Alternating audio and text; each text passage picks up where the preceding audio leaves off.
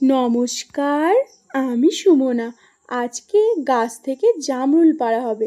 আমাদের পাশের বাড়ির একটা ভাই গাছে উঠেছে, ওই সব জামরুলগুলো গাছ থেকে পাড়ছে। গাছটা একদম পুকুরের ধারে, তাই যতগুলো জামরুল পাড়া হচ্ছে অর্ধেকটা গিয়ে পড়ছে পুকুরে।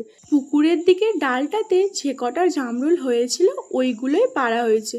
পুকুরের দিকে গাছটা বলে গাছটা অনেকটা উঁচু না, গাছটা হেলা, তাই গাছটাতে উঠতে কোনো অসুবিধা নেই। এই যে সব জামরুল পাড়া হয়ে গেছে। সত্যি কথা বলতে আমার জামরুল অতটা খেতে ভালো লাগে না, ইচ্ছে হলে খাই আর কি।